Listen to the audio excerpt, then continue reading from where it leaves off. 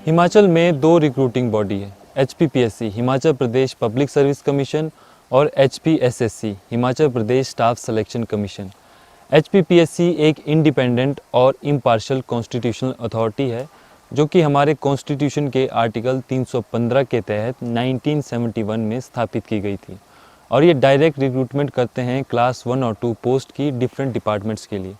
दूसरी तरफ है Himachal Pradesh staff selection commission, जिसे कॉन्स्टिट्यूशन के आर्टिकल 309 के तहत अक्टूबर 1998 में बनाया गया क्लास 3 एम्प्लॉयज़ की रिक्रूटमेंट के लिए। इसके अलावा police department constable, forest department guard और रेवेन्यू डिपार्टमेंट पटवारी की रिक्रूटमेंट खुद से ही डिपार्टमेंटली ऑर्गेनाइज करता है।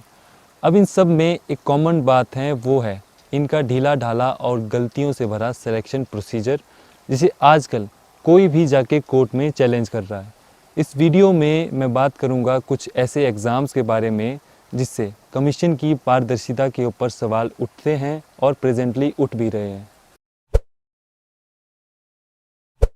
सबसे पहले बात करते हैं JOA जूनियर ऑफिस असिस्टेंट, जिसकी डिटेल्स आप यहाँ देख सकते हैं।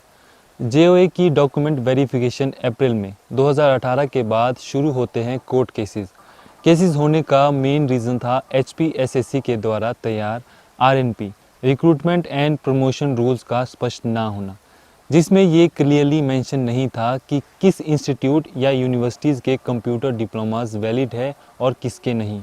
और इसी लूपहोल का इस्तेमाल करके लोगों ने एक एक कर बहुत से केसेस फाइल कर दिए और फाइनली एक लंबी प्रोसेस कोर्ट केसेस और स्टेज के बाद 23 फरवरी 2019 को फाइनल रिज़ल्ट आया, जिसमें कि प्राइवेट इंस्टीट्यूट जो कि सोसाइटी के अंडर रजिस्टर्ड थे उनके डिप्लोमास हायर डिग्री जैसे BCA MCA को रिजेक्ट किया गया।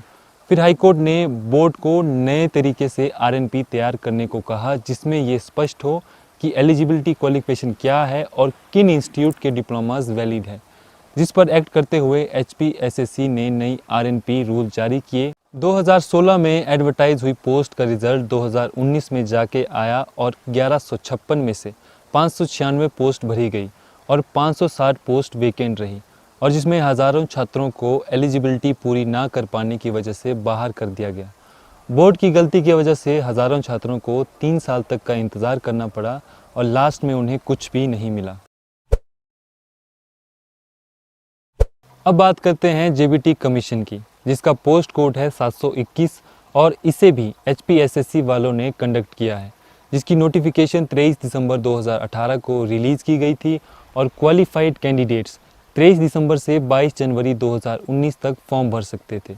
उसके बाद इसकी लास्ट डेट को एक्सटेंड किया गया 8 फरवरी तक, और इसी बीच हाई कोर्ट का टेम्परेरी फैसला आया कि BEd वाले भी JBT कमीशन के लिए अप्लाई कर सकते हैं, जो कि JBT वालों के लिए निराशाजनक था।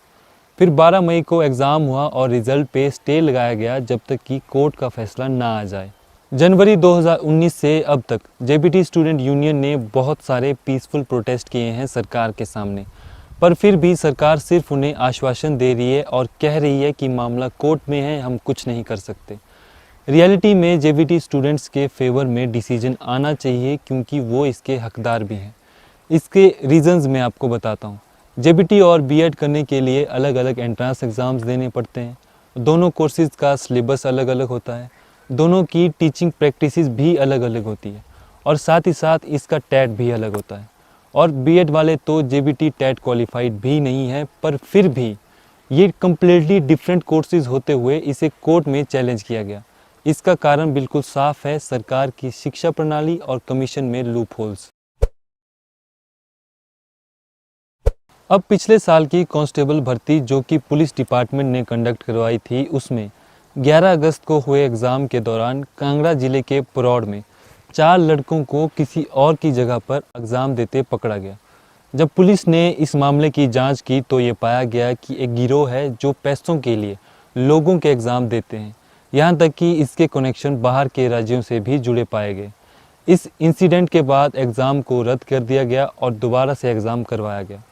इसके अलावा 17 नवंबर 2019 को पटवारी एग्ज़ाम हुआ, जिसे रेवेन्यू डिपार्टमेंट ने कंडक्ट करवाया था।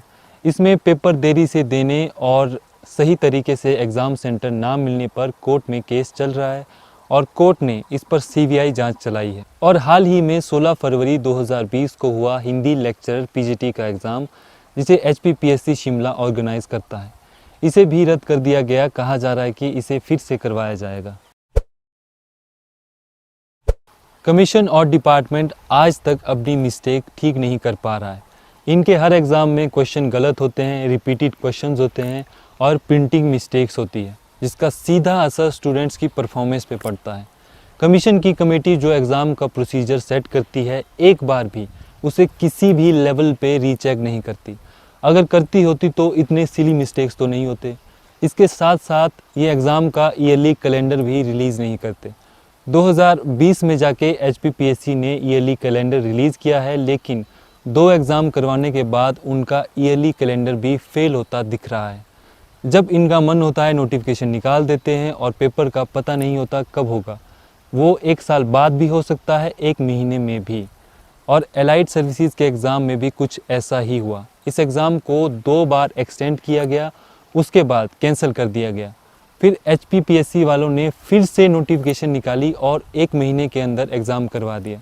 अब आप खुद सोच सकते हैं कि कितने इरेगुलर तरीके से एग्ज़ाम करवाए जा रहे हैं।